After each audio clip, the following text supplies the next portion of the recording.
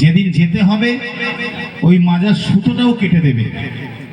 আপনি যতক্ষণ বেঁচে আছেন আপনার কত টাকা সেটা কিন্তু মানুষ দেখবে না। মানব জন্ম কিন্তু শুধু একবার হয় না বাবা, মানব জন্ম আবার হবে। মানুষের মরণ হয় না, মানুষ আবার ফিরে আসে, আত্মার কখনো মরণ হয় না। তাই তো বলছে হরি নাম বিনে রে ভাই, কৃষ্ণ নাম বিনে বৃথায় আমার মানব জন্ম যায় বিনে।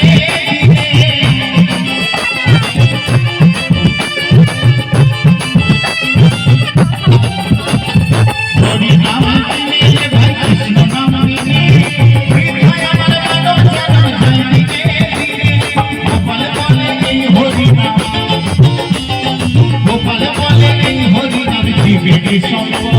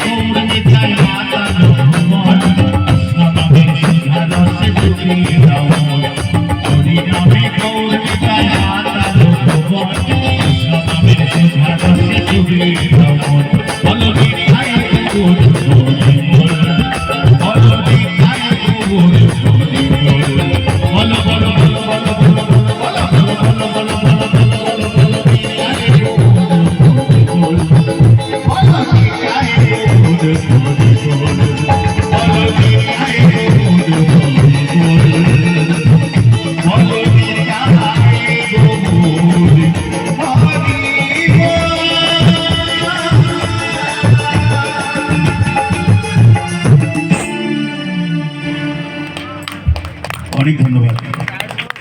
আমার দিদিরা মায়েরা কিন্তু এখনো হাততালি দেয়নি। অনেক ধন্যবাদ, অনেক ধন্যবাদ। দেখুন আমি হয়তো অনেক বড় হয়ে গেছি লম্বায়, কিন্তু নাম আমার গোপাল, এটা মনে রাখবেন। আর আপনারা যারা বসে আছেন আপনারা সবাই আমার মা যশোদা, আর আরেকটা মা আছে সেটা আর বলবো না, কারণ তিনি খুব দুঃখিনী, আমার দৈবকী মা। তা আপনারা সবাই যশোদা মা, তাই গাইছি।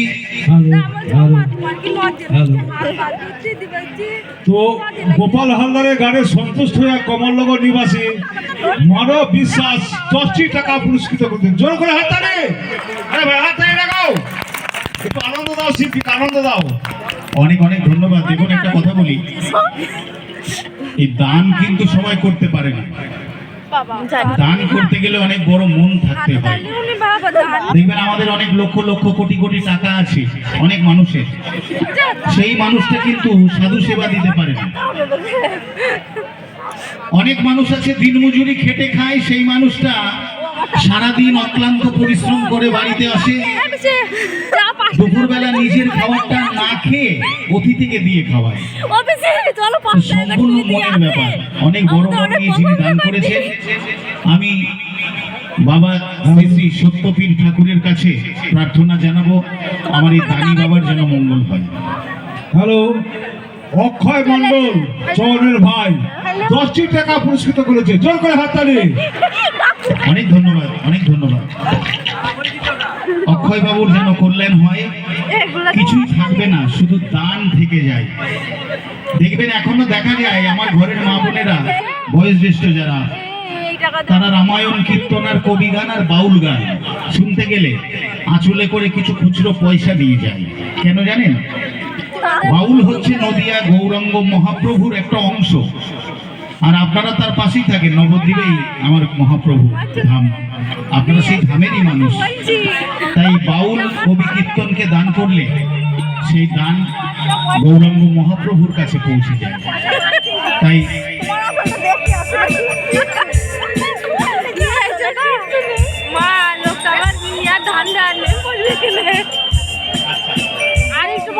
পাগল বিশ্বাস আমার এক ভক্ত দাদা গানে সন্তুষ্ট হয়ে 20টি টাকা দিয়ে পুরস্কার করেছেন।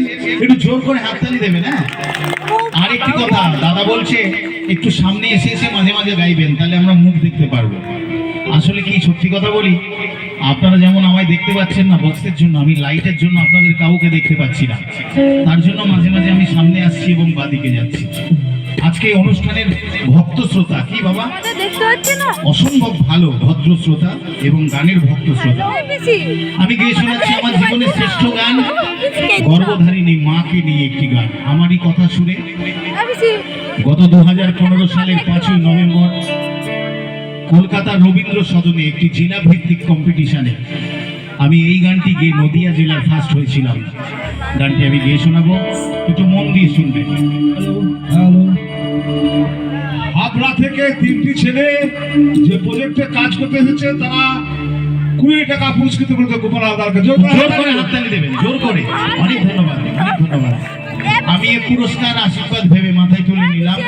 আমার প্রাণ গোবিন্দের কাছে প্রার্থনা জানাই, যারা দান করছে তাদের দান যেন বিফলে না যায়। যারা আমাকে দান করছে না অথচ হাততালি দিয়ে উৎসাহিত করছেন, আমার প্রাণ গোবিন্দ এবং শ্রী শ্রী সত্যপীর বাবা ঠাকুর তাদেরও যেন মঙ্গল করে, কারণ টাকাটাই বড় ব্যাপার নয়।